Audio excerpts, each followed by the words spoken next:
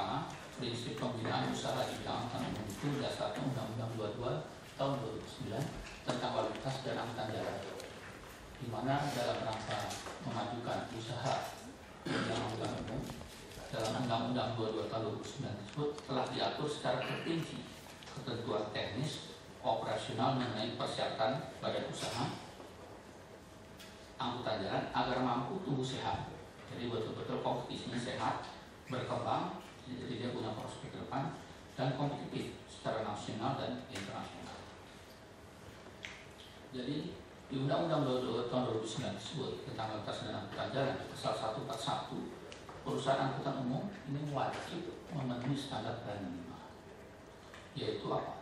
Keamanan, keselamatan, kenyamanan, keterjangkauan, kesetaraan dan keteraturan. Nah, di sini luas sekali artinya Pak Gub. Jadi mobilnya itu harus layak jalan.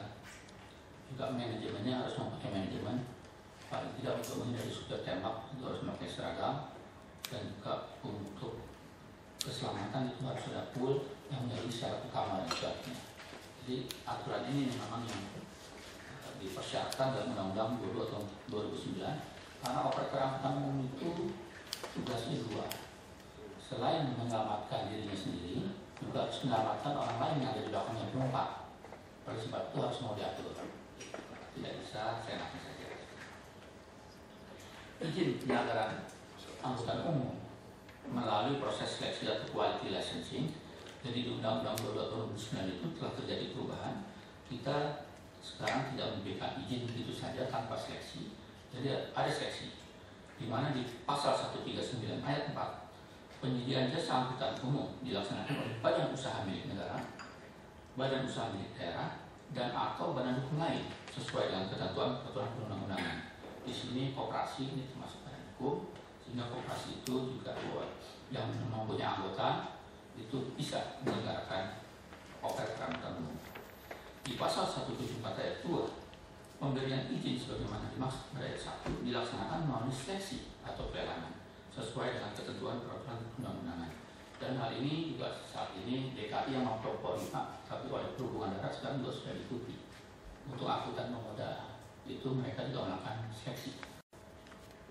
Sanksi administrasi. Di Undang-Undang 22 tahun 2009 tersebut tentang operasional jalan pasal 191, setiap orang yang melanggar ketentuan sebagaimana dimaksud pada pasal tersebut di atas itu dikenakan tindakan berupa peringatan tertulis, denda administratif, pembukuan izin, dan cambutan izin. Jadi kami sering melakukan enforcement bagi yang tidak baik jalan, bagi yang tidak mempunyai surat-surat dan sebagainya. Itu dilihat dari kesalahannya, dari yang paling ringan denda administratif sampai ke mereka misalnya memasukkan aja itu dan sebagainya, badannya 2, suratnya 1, itu terkena izin bisa dicabut, bahkan bisa diajukan ke Polda Metro Jaya dilakukan oleh suatu pemalsuan atau penipuan. Dan kami sudah berkoordinasi dengan Direktorat Kriminal Umum itu untuk melakukan ini. Selanjutnya, di peraturan pelaksanaan lainnya tetap berlaku sepanjang tidak bertentangan atau belum diganti dengan yang baru. Di Undang-Undang 22 tahun 2009 ada di pasal 324. Pada saat undang-undang ini mulai berlaku, semua peraturan pelaksanaan Undang-Undang 14 tahun 92 tentang lalu lintas dan angkutan jalan yang di dalam Lembaran Negara Republik Indonesia tahun 92 tahun nomor 49 tambahan Lembaran Negara Republik Indonesia nomor 3480 dinyatakan tetap berlaku. Jadi yang lama itu tetap berlaku sepanjang tidak bertentangan atau belum diganti dengan yang baru berdasarkan undang ini. Jadi kalau ada peraturan-peraturan yang belum sempat dirubah oleh Undang-Undang 22 tahun 2009, peraturan yang lama itu baik Perda, SKKUP dan sebagainya itu masih tetap berlaku.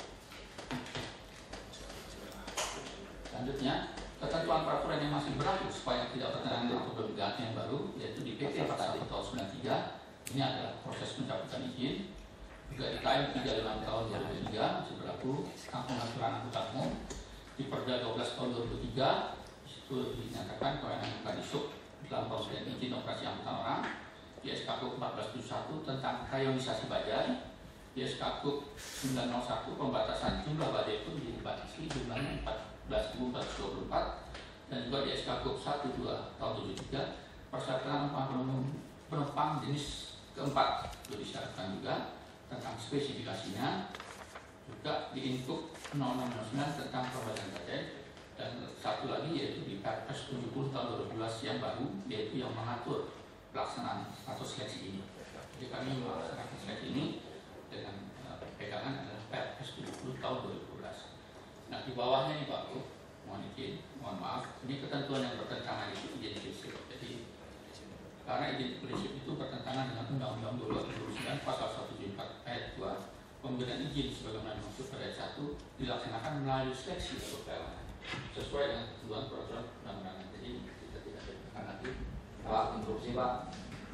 Pak, mohon maaf, saya nanti dulu enggak, soalnya ada pasal 1 yang tidak dibuat Pak, pasal 179 Pak. Ya, nanti. Nanti ada dicantumkan juga Pak, karena itu sangat riskan untuk penjelasan daripada pemaparan ini Pak. Karena di situ ada menyangkut masalah keterlibatan gubernur. Pemberian izin usaha itu adalah gubernur menurut Undang-Undang Nomor 22 Pak. Jadi mohon dicantumkan Pak. Terima kasih. Kebijakan pemerintah Provinsi DKI Jakarta terhadap lingkungan. Yang pertama, tidak lagi ada izin baru yang diterbitkan. Kuota tetap 14.460.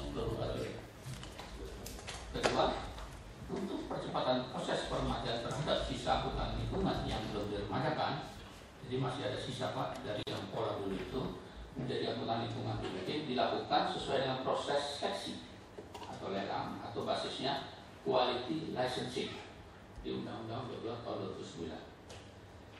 Selanjutnya, pemilihan operator yang berbadan usaha sebagai penyedia layanan angkutan lingkungan, jadi tidak bisa lagi tidak berbentuk badan usaha perorangan, itu tidak boleh.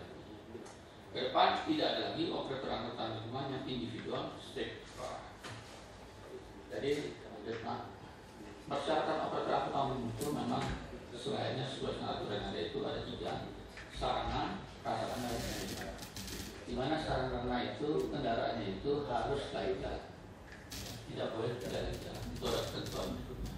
Kedua, prasarana atau depo yang dilengkapi dengan sign inspection, yaitu ada ruang bengkel, tentunya ada ruang administrasi untuk memeriksa supirnya memakai seragam atau tidak, SIM KTP-nya sama dengan bapaknya dan sebagainya, supaya tidak ada supir tembak.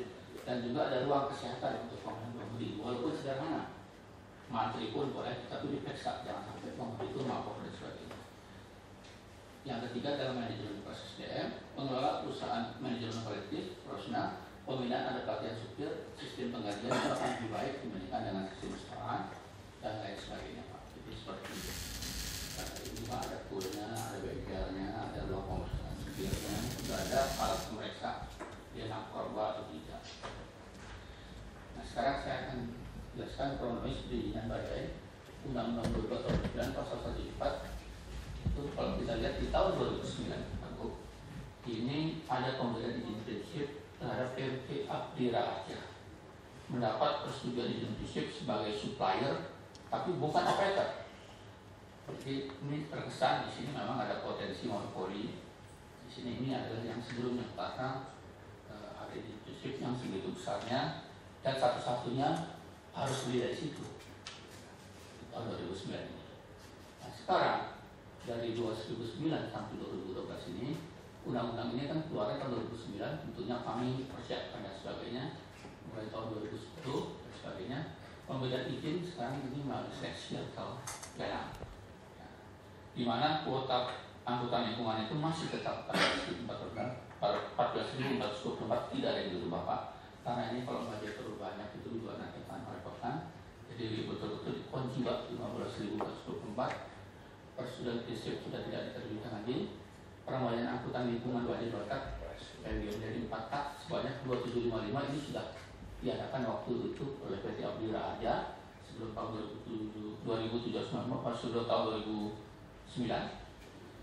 Nah terhadap sisa yang belum diremajakan ini dilakukan proses seleksi atau lelang peremajaan angkutan lingkungan. Proses seleksi sesuai dengan Undang-Undang tahun 2009 dan Pasal 34. Semua peraturan pelaksanaan Undang-Undang Pasal 19 tetap berlaku sebanyak tidak bertentangan. Dan juga ada di Perda 12 tahun 2003 bahwa Kadisub berwenang melakukan dari 12 tahun 2003 itu yang tadi sampaikan memberikan izin dan sebagainya. Dan seleksi atau lelangnya berdasarkan Perpres 70 tahun 2012 yaitu tentang pengadaan barang dan jasa pemeriksaan.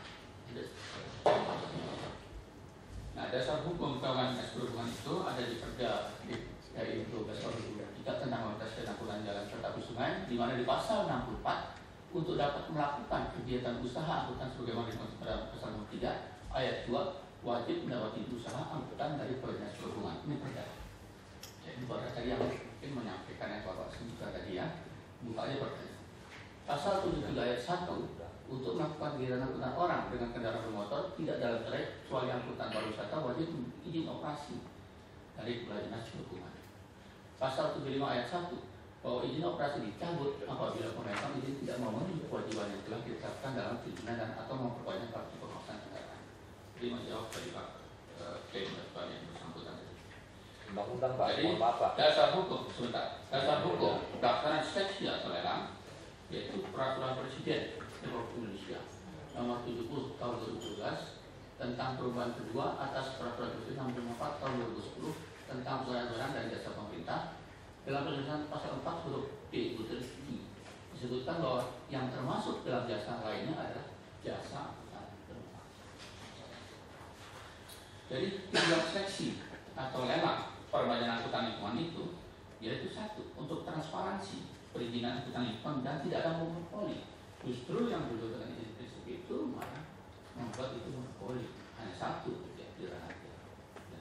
Kedua, mendapatkan operator yang kompeten sesuai dengan bidangnya. Jadi kami tidak mau lagi misalnya perorangan tidak bertanggung jawab, apalagi ya budget itu di cloning dan sebagainya. Di cloning itu diduplikasi.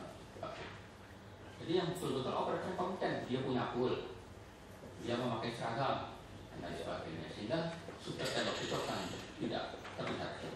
Didapatkan harga kendaraan angkutan lingkungan yang kompetitif. Kenapa? Karena dengan lelang ini yang kami berikan tuh spek waktu. Jadi kita tidak memberikan mengikat satu merek, tidak terbuka untuk merek apapun.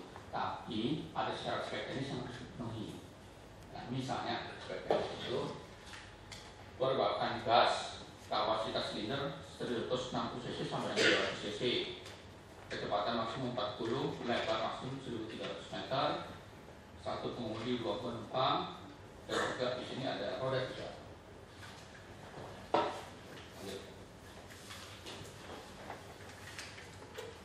Nah, proses seleksi yang dijalankan itu, peserta yang berhak untuk ikut seleksi adalah badan usaha milik negara, badan usaha milik daerah, dan atau badan hukum lain sesuai dengan ketentuan peraturan perundang-undangan dengan persyaratan antara lain. A. Memenuhi persyarat administrasi.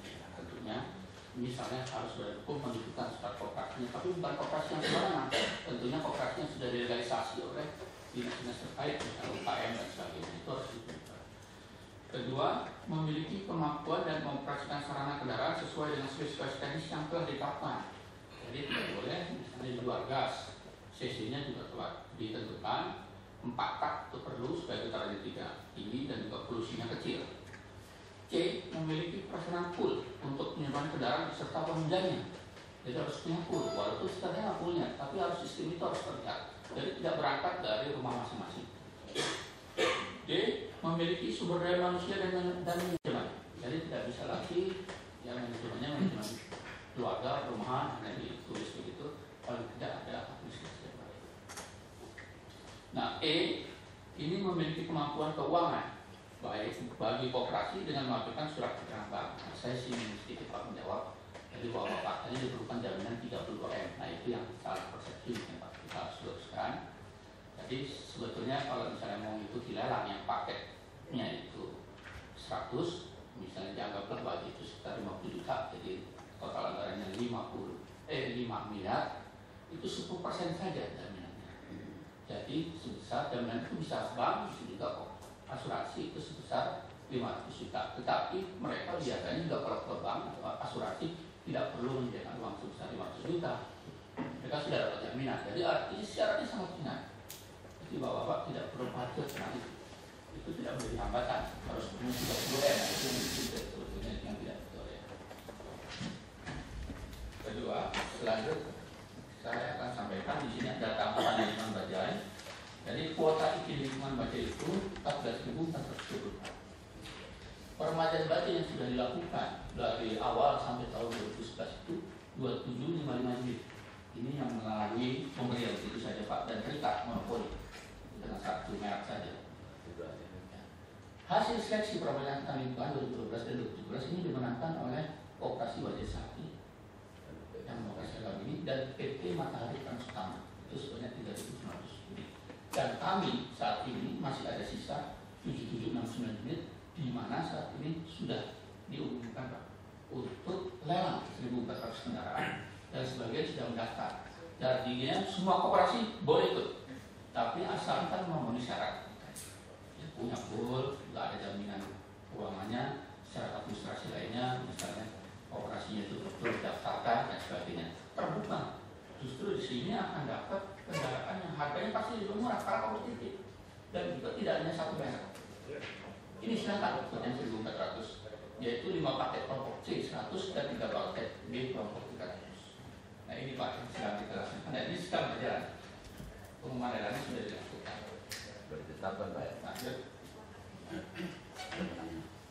Ya Pak Gubernur, selesai. Ya, terima kasih Pak. Assalamualaikum warahmatullahi wabarakatuh. Baik, jadi silakan kalau ada yang menunjukkan kantornya. Ada keberatan, ada apa, ada semuanya sepakat. Silakan. Dari KSK Pak. Dari mana? Koperasi Siliwangi. KSK. Tadi terima kasih. Sesuai dengan pemaparan dari Pak Kadis, dan di situ terlihat dan tercatat jelas ada sudah disampaikan juga bisa tentang undang-undang nomor 22 itu. Di situ tidak disebutkan tadi itu harus dicatat, harus ada izin dari gubernur. Sementara dalam pemaparan ini udah ada ditetapkan, di situ ada pemenang.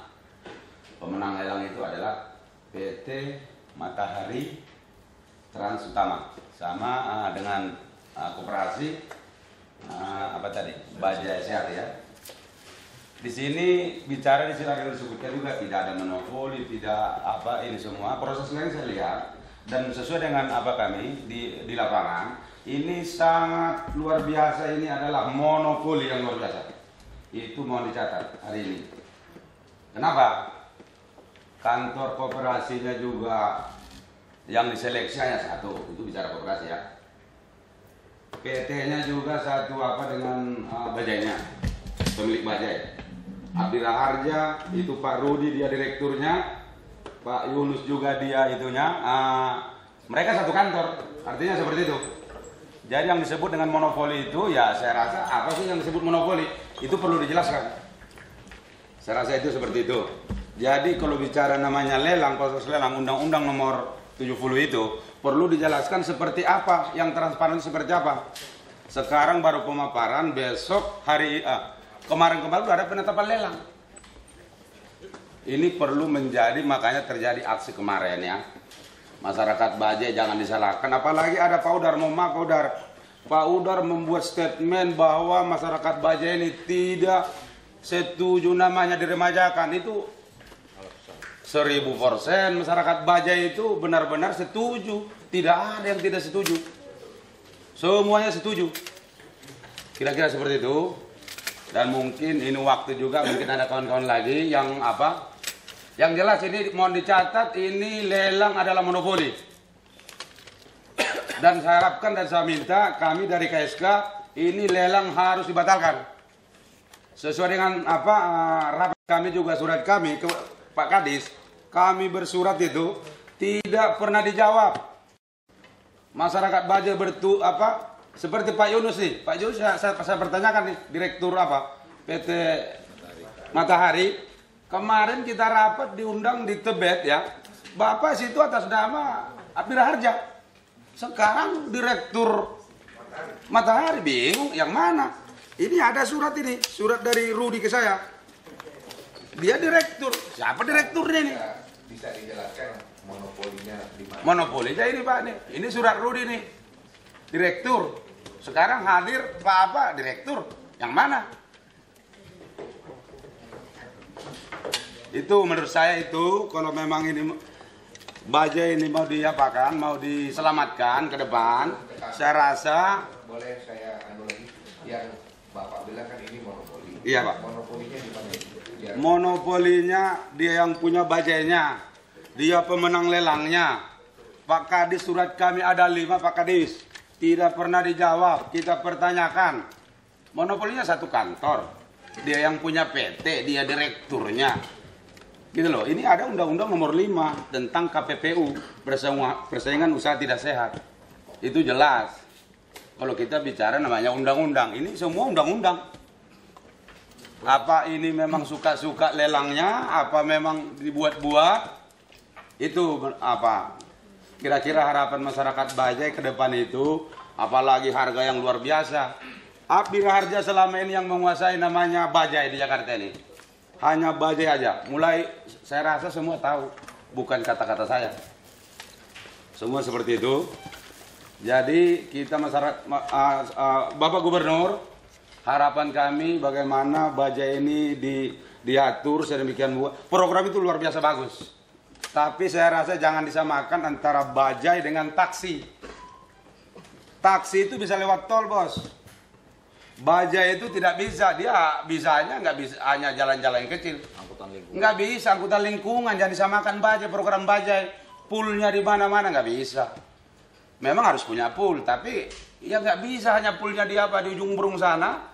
Supirnya nanti ada di Pulau Gadung. Gimana dia mau apa? Besok-besok ya kompornya pun hilang itu. Nggak makan. Kira-kira seperti itu. Supir, kasihan supir ya. Terima kasih kami dari KSK. Assalamualaikum warahmatullahi wabarakatuh. Baik, silakan selanjutnya ada. Ya, Pak. Ya. Assalamualaikum warahmatullahi wabarakatuh. Terima kasih kepada Bapak Gubernur DKI Jakarta, Bapak Jokowi dan Pak Martin, dengan Bapak-Bapak sekalian jajaran dari DKI Jakarta. Dan langsung aja ke pokok. Dari mana? Dari KUB. KUB.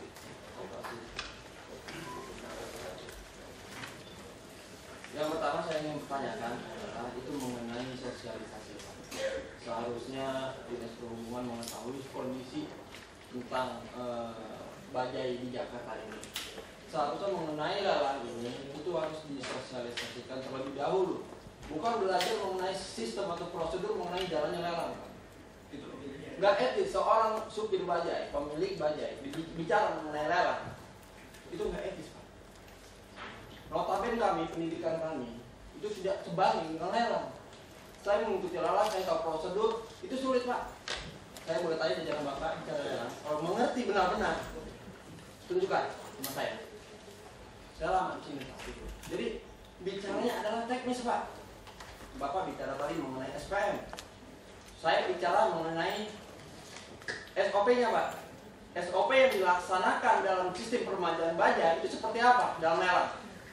Pool yang diadakan itu seperti apa? Berapa unit yang harus dilelang? Bapak bilang membuka 1 ke 40. Itu memakan lahan di DKI, Pak, yang sekarang tadi DKI itu sudah sempit gitu loh lahannya. Itu pertama yang harus diperhatikan oleh Bapak Gubernur. Yang kedua, yang saya tanyakan, sosialisasi yang selalu dilaksanakan, kenapa selalu bicara lelang? Yang kami butuhkan adalah teknis, Pak. Pemilik bajai merah itu adalah kami yang akan diremukkan oleh bapak-bapak gitu kan, oleh Dinas Perhubungan. Itulah bajai kami, Pak. Hak kami. Harga bajai yang 58 itu apakah harga kami, bajai kami dihargai dengan harga yang standar, Pak? Tidak. Ada harganya, Pak. 59, sekian itu harga bajai kami ini berapa? Adakah tertulis? Bapak buat dalam dishub. Begini loh, Pak. Begini loh, Pak. Jelas, transparansi. Bapak bicara transparansi. Saya menjelaskan, namanya transparansi itu, Pak. Menjelaskan secara detail, teknisnya kepada kami. Bukan lelangnya, Pak. Lelang itu hanya dilaksanakan oleh pengadaan perusahaan yang mengadakan lelang. Hanya 7 perusahaan yang boleh masuk, Pak. Minimal berapapun ada dasarnya gitu loh. Bukan itu, Pak. Kita pemilik bajai jelaskan pada kami begini loh, Pak. Harus punya pool. Yang tidak punya bisa pool di masing-masing rumah. Jadi tidak memakan lahan. Ya kan? Lakukan dengan baik. Setiap sebelum melakukan lelang, berikan satu sosialisasi misalnya bahwa perusahaan untuk badan hukum setiap orang harus ada. Nah itu jelas pasar kami, jangan langsung lelang. Sekarang dia ada lelang lagi. Loh ini apa-apaan, Pak? Soal BBG, Pak, yang kemarin aja itu bermasalah banyak, Pak. Mengenai uang DP, kami diperas, ya kan? Mengenai urut-urut atas bawah oh siapa yang lunas dikasih duluan. Ini apaan Pak? Bapak bicara tidak ada monopoli, itu impossible bagi kami Pak. Ini terjadi. Bicara jelas Pak, lihat di lapangan. Bapak masuk ke dalam lapangan, Bapak lihat sendiri gimana kami diperas. Satu orang memberikan banyak lunas 1 juta Pak. Kita utang-utang sana kemari, melakukan pinjaman bayar bunga, tidak kunjung. PT memberikan satu kebohongan, baja yang keluar dalam 2 minggu. Lelang aja pun diketok sekarang Pak. Bapak ingin melaksanakan itu, lelang dan ketok palu tidak bisa berjalan sebelum ada tanda tangan daripada Bapak Gubernur. Itu syaratnya Pak. Terima kasih. Ya, baik. Masih ada lagi. Pak Ewan. Ini dulu ya. Ya. Terima kasih Pak. Nama saya Petrus, saya juga mewakili PKSK dan juga salah satu pemilik bajai dan juga salah satu PT dan koperasi angkutan umum yang ada di DKI, dari koperasinya Kolamak angkutan umumnya, dari PT yang terlibat. Dalam hal ini kenapa saya juga ikut di bajai, karena saya punya bajai. Nah, yang saya ingin utarakan, Dinas Perhubungan dalam hal ini sudah benar. Kepala dinas melakukan lelang ini sudah benar. Cuma harus seperti dikatakan tadi, harus ada sosialisasi kepada seluruh koperasi yang ada Pak, dan juga PT angkutan umum, dan yang lebih baik lagi didukung dengan PP dan Perda. Karena benar juga kalau untuk angkutan bajai ini dengan angkutan umum roda 4 seperti mikrolet itu sangat beda dengan taksi, sangat beda. Karena koperasi-koperasi yang sudah ada itu ya inginnya diberdayakan mereka. Mereka nggak mungkin sanggup punya pool. Nah, mereka nggak sanggup, harus ditinjau secara teknis ke lapangan. Bagaimana? Kalau punya pool untuk di Jakarta ya sangat berat. Betul. Nah itu. Yang kedua, saya dalam hal ini juga tidak menyalahkan dinas. Dinas Perhubungan sudah benar sesuai tupoksinya dan sesuai aturan undang-undang yang ada itu dijalankan. Cuma mungkin yang saya minta turun ke lapangan untuk bisa tahu. Itu aja yang saya katakan. Kedua, mengenai ATPM. ATPM di sini dari dulu Abdira Harja, ya, yang sudah terkenal monopoli dan terkenal sekali di kalangan pemilik bajai seperti itu. Jadi kalau ATPM-nya boleh dilelang Pak, mau dari Abdira Harja, dari Wanhu Cina, dan kalau perlu jangan hanya itu Pak. Pemda DKI membuat surat kepada ATPM yang lain seperti Auto Bajai yang kita sudah terkenal kehandalannya dari zaman dahulu. Kedua, dari TVS sehingga memberikan daya saing yang bagus untuk pemilik bajai, tidak seperti dari dulu sampai sekarang Abdira Harja terus. Harga bajai 30-an dari sampai hampir 60. Nah ini yang pemilik berat Pak. Sekarang ada masuk Wanhu silakan, mau ada masuk lagi dari merek manapun kita setuju. Jangan hanya cuma itu aja Pak yang udah sangat memberatkan. DP-nya, nunggunya mesti setahun, uang harus masuk duluan. Saya juga sebagai dealer di angkutan umum, saya berbaca mikrolet, Bapak punya mikrolet kemudian sama saya tidak perlu ambil uang. Cukup BPKB surat-suratnya serangin saya proses, kendaraannya keluar pun saya kirim. Itu nilai ratusan juta Pak. Betul. Tidak bayar dulu, karena mereka sudah punya izinnya. Nah itu yang harus diberdayakan seperti itu Pak. Bukan mereka udah keluar uang banyak, nunggu tahunan, nah uangnya kemana? Itu puluhan miliar Pak yang sudah masuk, karena saya tahu. Jadi itu sangat tidak baik Pak. Jadi yang terakhir mungkin masalah proses. Tidak perlu lagi ada izin prinsip, itu sudah betul. Kenapa ATPM atau harus meminta izin prinsip ke gubernur? Saya di mikrolet, di Metro Mini atau di Kopaja langsung proses dengan besok kendaraannya saya mau beli di Daihatsu, mau dibeli di Toyota, di mana aja bisa. Jangan harus tergantung kepada ATPM yang udah menang lelang. Bapak harus memberikan masukan kepada ATPM yang lain. Itu harapan saya ke depan Pak. Karena kalau begini, kenapa ATPM yang lain nggak berani masuk? Nah ini ada sebabnya. Karena mereka takut, mereka masukin tetap aja namanya dari dulu masuk, cuman masuk tapi tetap nggak bisa masuk. Karena monopoli Abdira Harja yang sudah sekian lama. Jadi ATPM TVS, Auto Bajai yang lain pun mungkin takut Pak. Tapi mungkin kalau dengan Bapak mengeluarkan surat, seperti kemarin ada demo di Surat Kabar aja, itu sambutan dari mungkin ATPM yang lain sudah sangat bagus. Bener nih bisa. Enggak nanti saya datangkan bajai ternyata nggak bisa. Nah, itu yang ditakutkan Pak. Makanya dibuka kesempatan itu Pak. Nah, dalam hal ini saya juga mengucapkan terima kasih kepada Pak Disponov yang sudah membuka kesempatan, tidak lagi seperti dulu. Harus seperti itu sistemnya, izin prinsip itu yang punya pemilik. Bukannya ATPM. Dia ATPM hanya jual kendaraan cukup. Jangan bikin PT Matahari, jangan bikin nanti koperasi ini, nggak perlu. Koperasinya sudah ada Pak di kami semua. Nah inilah yang mungkin koperasi-koperasi yang masih minim pengetahuan harusnya dibina oleh Pemda DKI, diangkat derajatnya sehingga anggotanya juga bisa berangkat. Yang kami rasakan selama ini tidak Pak. Nah itu Pak, jadi dimanfaatkan, tidak perlu lelang benar karena belum bisa diterapkan sepertinya lelang ini gitu. Kepala dinas melakukan itu sudah benar, itu sudah tupoksinya dan aturannya. Namun dalam kesempatan ini, ya saya minta lelang itu ditunda. Lelang hanya boleh untuk ATPM-nya. Siapa ATPM Waduh, merek Cina, merek Taiwan, merek Swedia, silakan. Tapi pengelolanya tolong diberdayakan koperasi-koperasi yang sudah ada. Itu harapan saya. Terima kasih. Satu lagi ya, silakan. Ini dari beda lagi. Saya dari KUB Pak.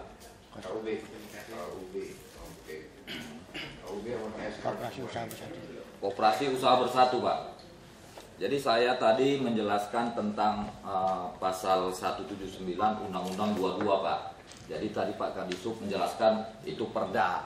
Mohon maaf Pak Kadisub, ini Undang-Undang nomor 22 tahun 2009. Pasal 179 yang tidak pernah saya lihat di pemaparan Bapak. Gitu. Jadi ini adalah tentang izin penyelenggaraan angkutan orang tidak dalam trayek. Nah, jadi ini harus kita spesifikkan, Pak. Dari tadi kita bicara tentang global angkutan umum. Pemaparan tadi juga tentang global angkutan umum. Saat ini, pemaparan saat ini kita perlukan itu izin penyelenggaraan angkutan orang tidak dalam trayek. Berarti dalam kawasan tertentu. Jadi pasal 174 ayat 2 yang menerangkan tentang lelang tersebut bisa saja itu untuk angkutan umum secara menyeluruh. Kenapa saya sampaikan seperti itu? Karena menurut pasal 179 Undang-Undang nomor 22 tahun 2009 ayat 1 yang berisi izin penyelenggaraan angkutan orang tidak dalam trayek sebagaimana dimaksud dalam pasal 173 ayat 1 huruf B. Berarti pasal 173 ayat 1 huruf B itu adalah izin penyelenggaraan angkutan orang tidak dalam trayek, di mana huruf B diberikan oleh poin huruf C Pak, Gubernur Daerah Khusus Ibu Kota Jakarta untuk angkutan taksi dan angkutan kawasan tertentu yang wilayah operasinya berada dalam wilayah provinsi daerah khusus Ibu Kota Jakarta. Jadi itu Pak sangat jelas diberikan oleh, kita tidak bisa membantah itu Pak. Jadi Gubernur DKI Jakarta masih berhak memberikan izin kepada para seperti sistem yang lalu, tidak harus mesti dengan lelang. Kan seperti itu Pak. Dan pemaparan dari tadi saya tidak lihat ini Pak. Pasal-pasal ini tidak lihat. Gitu. Karena memang Bapak memaparkan secara global angkutan umum. Tidak dispesifikan itu adalah izin penyelenggaraan angkutan orang tidak dalam trayek kawasan tertentu. Karena seperti disampaikan oleh kawan-kawan tadi, ini sangat berbeda Pak.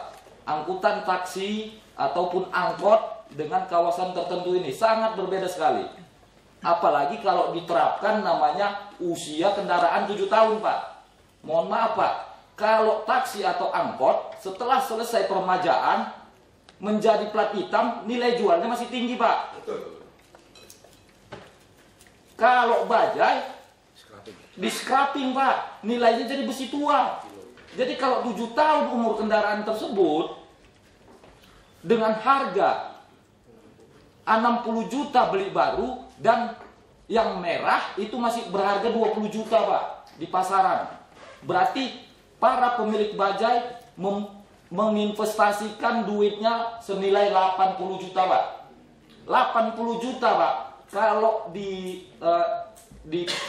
hitung-hitung selama permajaan 7 tahun, apakah itu sudah menguntungkan, Pak? Apakah itu investasi yang baik? Nah, itu perlu diperhitungkan, Pak. Kalau angkutan umum, jelas dari plat hitam masih bisa dijual, masih bisa dipakai, Pak. Kalau bajai tidak. Jadi seperti itu, Pak. Terima kasih. Dari Mitra Matahari. Sama satu lagi, Haji ya, itu biar kami seimbang ya. Silakan.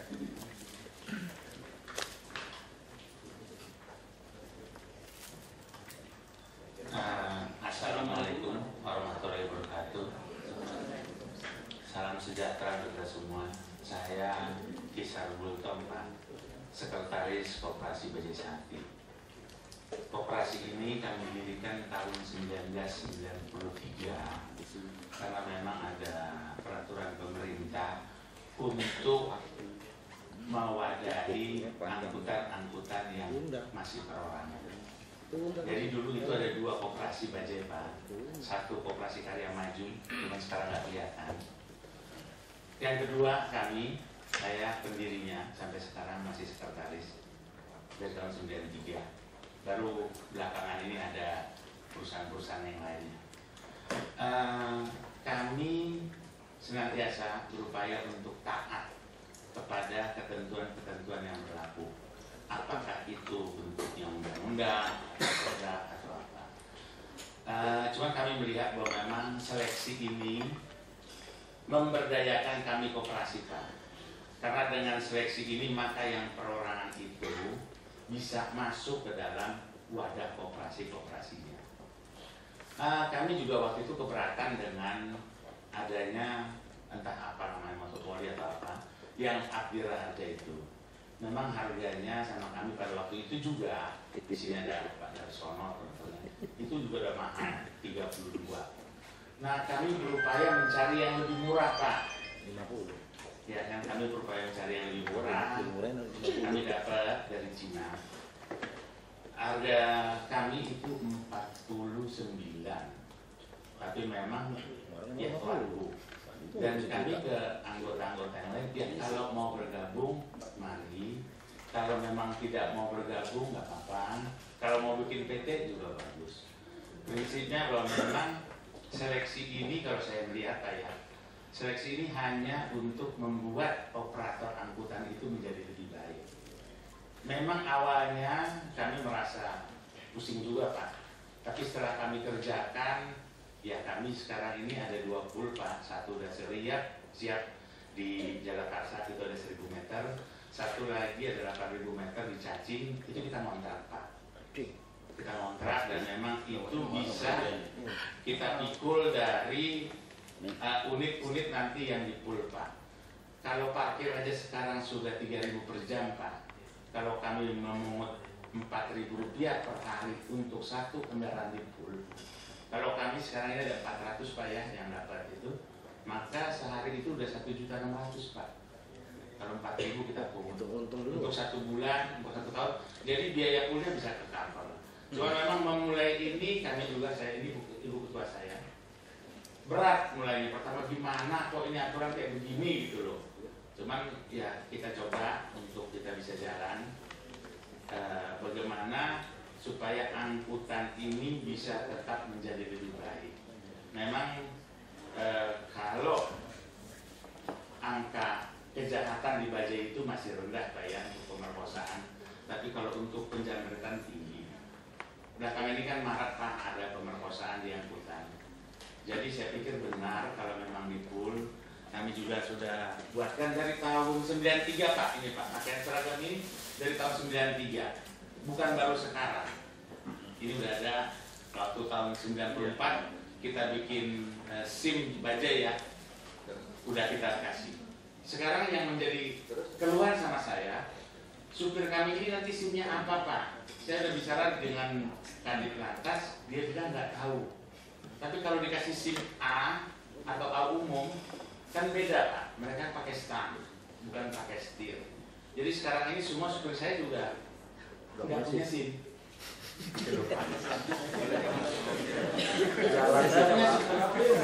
Nah, ini akan apa konsep saya.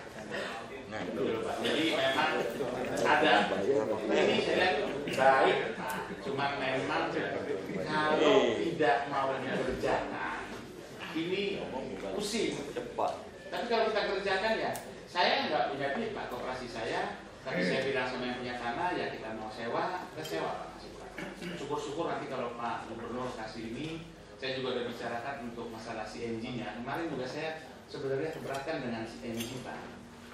Tetapi akhirnya kita cari solusi, kita mau cari yang mobile. Jadi kalau SPBG-nya kita bangun kan kita nggak punya duit Pak. Tapi kalau truknya nanti yang kita ini. Jadi kalau saya melihat ke depan Pak, bahwa memang setiap perubahan itu banyak dinamikanya. Tetapi yang utama bahwa memang kalau perubahan ini untuk menjadi lebih baik, kenapa tidak? Gitu loh Pak. Kenapa tidak? Jadi kalau menurut saya apakah itu salah atau benar? Ya, kalau saya nggak terlalu dalam Pak menyangkut undang-undang dan peraturan daerah, tapi kami coba untuk manut. 93 kami dirikan karena ada SK Gubernur, bahwa harus 1024, 10 dan 1028 itu Pak nomornya, harus berbadan hukum. Pada waktu kita mendirikan itu juga Pak, pusingnya nggak ketulungan di sini untuk dapat kooperasinya. Jadi baru 2 waktu itu Pak. Sekarang udah bisa ya. Sekarang ya puji Tuhan, alhamdulillah. Siapa aja mau jadi berkooperasi bisa, tunggal memang harus diseleksi oleh pemerintah. Jadi supaya jangan nanti ada kooperasi tahu tempe terus ngelolain bajai, kan beda mazhabnya. Jadi ini usulan saya sih Pak ya. Ya kalau kurang sempurna disempurnakan, tetapi arah yang baik ini harus kita pertahankan. Terima kasih Pak. Selamat siang. Assalamualaikum warahmatullahi wabarakatuh. Bapak Gubernur DKI yang kami hormati, serta jajaran Disu yang kami hormati. Perkenalkan Pak, nama saya Pak Anas, tapi bukan Anas Subarningrum, Anas tukang bajai Pak. Saya di sini mitra dari Matahari Peran Utama, karena saya selaku konsumen dan ditunjuk Ketua Koordinator yang meremajakan bajai bawah naungan Matahari Peran Utama. Saya membawa aspirasi dari anggota kami yang kurang lebihnya 700. Pertama, masalah ketentuan atau regulasi. Saya tidak permasalahkan mau pakai izin prinsip ke tender lelang. Yang jelas yang kami minta dari anggota kami, baja kami yang selama ini 6 bulan itu kapan keluar? Umpama pengantin baru Pak, akad nikah sudah, mas kami sudah, kok nggak bisa tidur bareng? Mau kapan lagi Pak Jokowi terus terang minggu depan keluar pindah?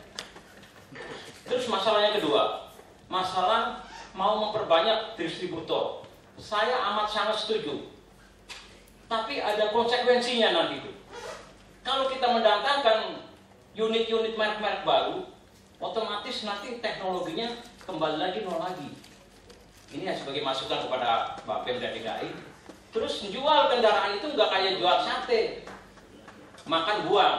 Paling tidak rumputnya harus ada. Seperempatnya jamin nanti ke depan.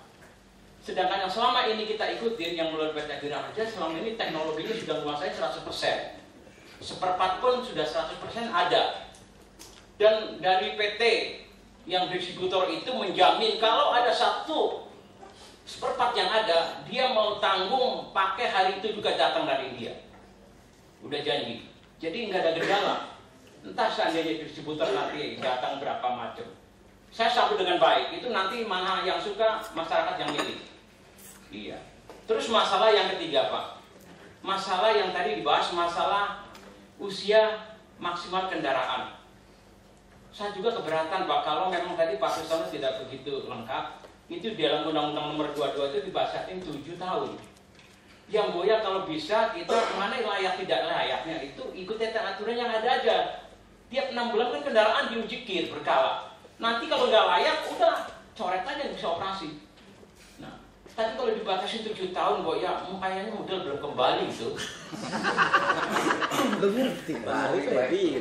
Iya. Jadi tolong Pak ditinjau kembali, mungkin mudah-mudahan itu nggak harga mati Pak ya. Terus yang terakhir Pak, terus terang ini jujur saya katakan, Pak Gubernur yang 2 kemarin, Pak Sitioso, Pak Koji nggak sanggup ini. Sekarang saya potong Pak Jokowi. Masalah pengisian bakar bahan gas. Selama ini Pak kalau ngantri 3 jam Pak, supir saya buru-buru nyari setoran, habis nunggu waktu pengisiannya aja. Iya, kenapa? Saya punya teman di punya SPBU itu nggak mau karena investasinya tinggi, untungnya nggak ada. Jadi kalau Pemda DKI nggak turun, ini sudah bakalan terjadi ada pengisian bahan bakar gas yang baru. Saya mohon Pak Jokowi, paling tidak tiap wilayah ada.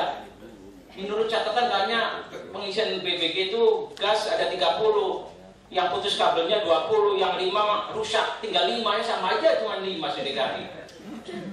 Itu dipotong lagi ngantri sama Transjakarta yang sampai 2 kilo ngantrinya, masya Allah saya bingung itu. Kalau Pemda DKI nggak melihat kan. Jadi tolong Pak, itu aspirasi dari kami sebagai mitra dari Matahari. Ada 4 poin, mudah-mudahan solusi ada ke depan. Terima kasih. Wabillahi taufiq wal hidayah. Wassalamualaikum warahmatullahi wabarakatuh. Baik ya, jadi sudah ada 4 atau masih ada tambahan Pak Besan. Bahannya singkat ya. Jadi memang kewenangan gubernur dalam Undang-Undang 2009 maupun Undang-Undang 14 tahun 92 itu kewenangan disebut sudah didelegasikan Pak pada Kepala Dinas Perhubungan melalui Perda 12 tahun 2003 yang disampaikan.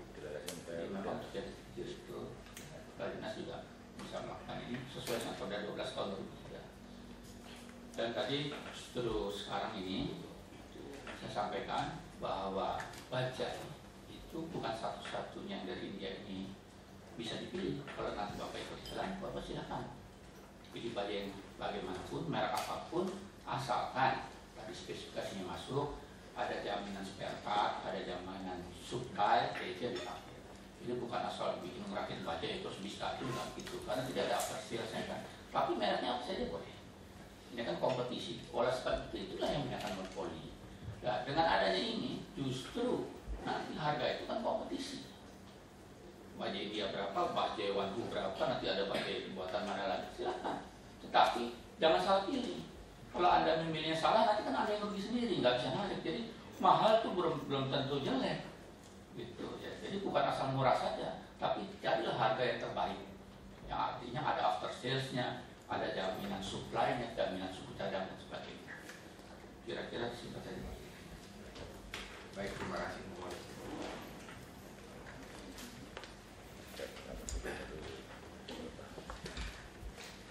Ya, saya ingin sampaikan pendek saja. Satu, jangan ada monopoli baja Pak Pres. Satu, kita harus dipegang. Jangan ada monopoli. Nah, monopolinya itu bisa macam-macam. Kelihatannya tidak. Misalnya bisa aja saya punya PT, kemudian saya mainkan lagi dengan anak perusahaan yang sama saja, itu juga monopoli gitu. Jangan sampai ada. Pas.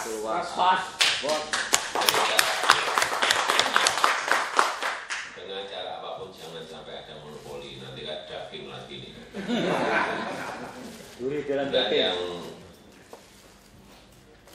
kedua, sosialisasi, terangkanlah, diterangkan. Mungkin ini tadi yang yang di koperasi-koperasi juga mungkin karena sosialisasinya kurang komplit, kurang detail, sehingga ada suara-suara seperti itu. Dijelaskan, kita jelaskan secara detail, secara rinci, komplit, bahwa memang sekarang sudah terbuka, tidak ada monopoli.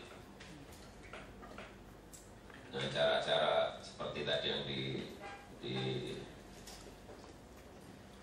disampaikan. Kemudian yang ketiga, saya minta juga ini dibantu, karena jangan sampai karena masalah pool nanti menjadi juga masalah. Nanti yang bisa bikin pool yang gede saja. Jadi tolong ini juga yang kecil-kecil dibantu dengan jurus apa terserah, atau mau minjemin tanahnya Pemprov atau dari atau tanahnya PPD digabungin di situ, artinya semuanya juga dapat payung semuanya lah. Karena yang saya dengar di bawah, masalah pool juga menjadi masalah bagi mereka. Dan mungkin yang terakhir masalah BPG-nya. Ini di siapa nih Bia nih? Siapa yang tanggung jawab ini?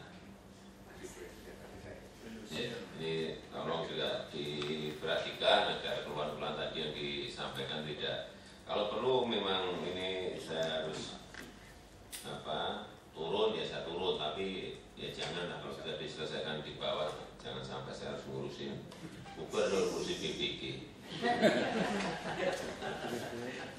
Yang dinas, yang asisten kerja apa nanti.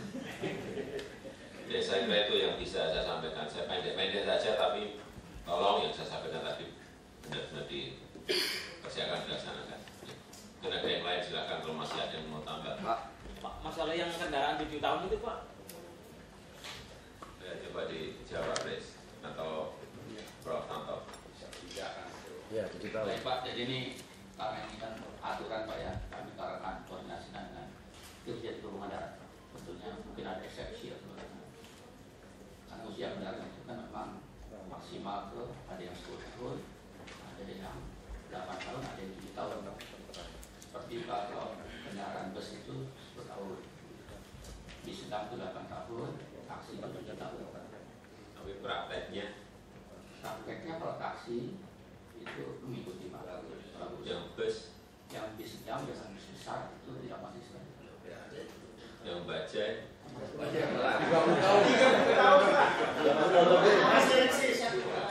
ya artinya mesti ada transisi.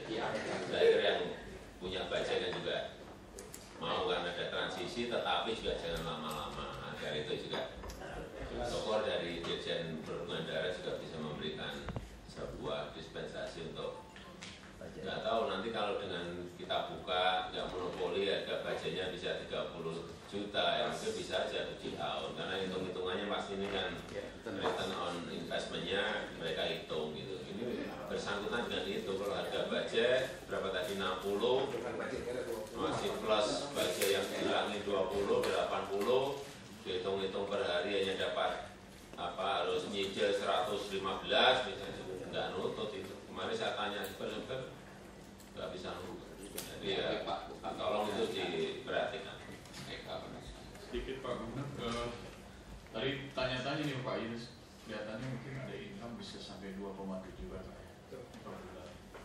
Kalau angka 60 juta harga bajai, saya kira dengan per bulan gaji supir bajai 1,5 juta, kan berarti ada 1,2 orang, ada manajemen dan lain sebagainya. Mestinya sih 4-5 tahun masuk Pak. Ya. Masuk pemilik Pak. Depresiasi 7 tahun ada residu Pak sebetulnya. Residu 2 tahun. Kelihatannya masuk mestinya saya kira. Tapi gini Pak, ada alternatif.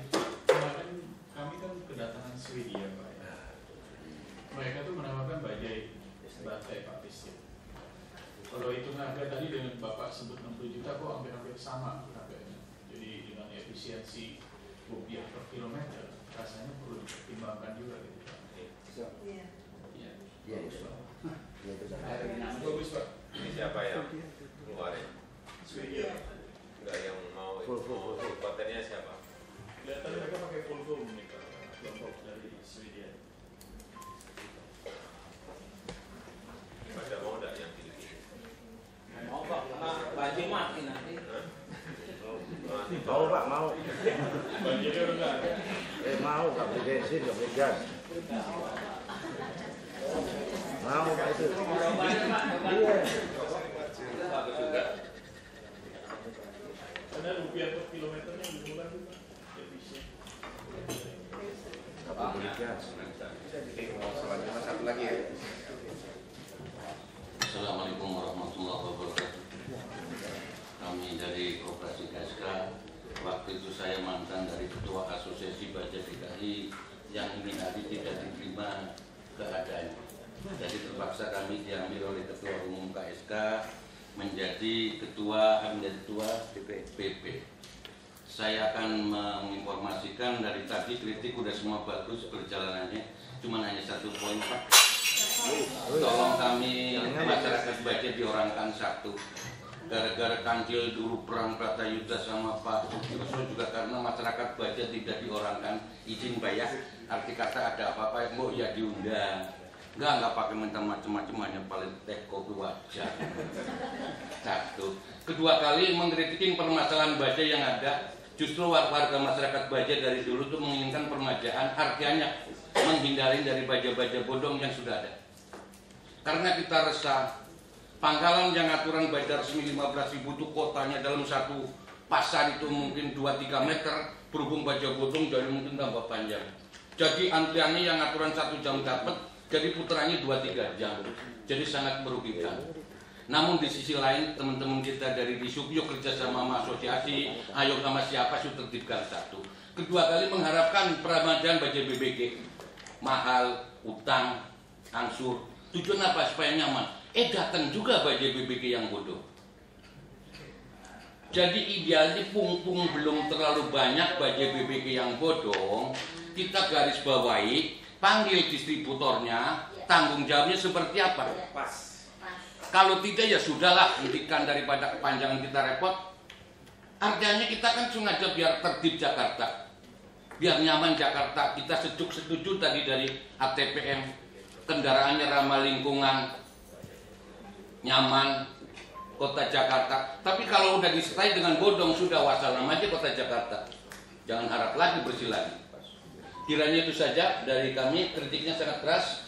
Supaya Pemda DKI membentuk tim penangkapan baja-baja bodong diketuai oleh Pak Kristono. Waktu itu juga ada baja yang bodong BBG. Masa maaf, ini nggak dibuka-bukanya, nanti terbaiki. Di Dinas Perhubungan kok bisa pulang? Artinya apa? Punya legal formal BPKB dan STNK. Itu toh dari Palembang. Tapi kalau udah dibirukan, udah nyalain aturan. Kiranya itu saja yang saya bisa sampaikan. Akhir kata, wassalamualaikum warahmatullahi wabarakatuh. Pak, satu lagi Pak. Iya. Ini Pak. Assalamualaikum warahmatullahi wabarakatuh. Ya. Ini perlu menjadi catatan buat kita yang hadir di sini. Saya waktu itu sudah daftar Pak. Waktu bulan Agustus dan saya tarik kembali pendaftaran uang saya karena saya tidak mengakui dan tidak menginginkan sistem pool. Tapi saya diiming-imingi bahwa pool ini yang akan sama Pak Udang, maksudnya itu hanya formalitas Pak. Mohon jadi perhatian. Terima kasih. Baik, jadi intinya minta proses transparan gitu ya. Betul. Ya. Baik, jadi Bapak sekalian, demikian pertemuan hari ini. Jadi tadi semua sudah menyampaikan inspirasi, Pak Lektor sudah menjelaskan. Kemudian juga sudah ada arahan 5 tadi dari Pak Gubernur. Mudah-mudahan pertemuan hari ini memberikan solusi bagi semua. Tindak lanjutnya akan dilakukan baik oleh Dinas Perhubungan maupun oleh Balai Kota. Pak, tolong Pak itu yang udah ada penetapan tadi, yang 1 koperasi, 1 PT, itu statusnya sekarang seperti apa Pak kira-kira? Apa memang hari ini memang saya minta kepada Kadis, tolong itu karena itu catat hukum ya, itu udah nggak benar lelang itu lelang-lelangan, akal-akalan, tolong itu dibatalkan. Kira-kira seperti itu. Yang lelang yang sudah ada, masa sekarang paparan, kemarin udah dilelang-lelang, sekarang mau di ini, gitu loh. Itu tolong Pak Kadis, itu harus dibatalkan. Harus sesuai dengan. Ya. Kita sholat, terima kasih. Mas Ridwan, itu lelang aturan sebenarnya sudah bagus.